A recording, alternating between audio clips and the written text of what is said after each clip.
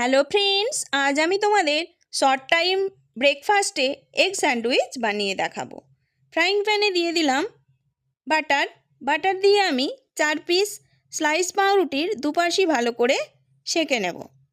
পাউরুটি সেঁকা আমার হয়ে গেছে। এরপর একটা বাটিতে 2টো ডিম ফাটিয়ে নেব। আমার রেসিপিটি যদি তোমাদের ভালো লাগে আমার চ্যানেলটিকে অবশ্যই সাবস্ক্রাইব করে দিও, লাইক অবশ্যই করো। ডিমের মধ্যে দিয়ে দিলাম পরিমাণ মতো নুন, পেঁয়াজ কুচি, কাঁচা লঙ্কা কুচি, ধনেপাতা কুচি আর টমেটো কুচি। ভালো করে মিক্সড করে নেব। ফ্রাইং প্যানে আবারও একটুখানি বাটার দিয়ে ডিমের মিশ্রণটা দিয়ে দেব।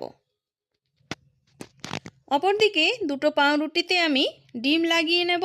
এই যে এইভাবে তোমরা ডিম লাগিয়ে নেবে। এরপর ঢাকা দিয়ে আমি অমলেটটা রেডি করে নেব।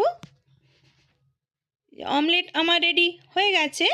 এরপর 2টো স্লাইস পাউরুটি দিয়ে দিলাম। এরপর উল্টে দেব। উল্টে উপরে 2টো চিজ স্লাইস দিয়ে দেব। এই 2টো চিজ স্লাইস দিয়ে দেবে। এরপর ডিম লাগিয়ে রাখা পাউরুটি 2টো দেব। যে পাশটাতে ডিম লাগানো ছিল সেটা উপরে থাকবে। এইভাবে দিয়ে উল্টে পাল্টে বাটার লাগিয়ে উল্টে পাল্টে ভেজে নামিয়ে নিলেই রেডি হয়ে যায় short time breakfast egg sandwich. Sauce লাগিয়ে কোনাকুনি কেটে সার্ভ করে দিলেই রেডি হয়ে যায় এগ স্যান্ডউইচ।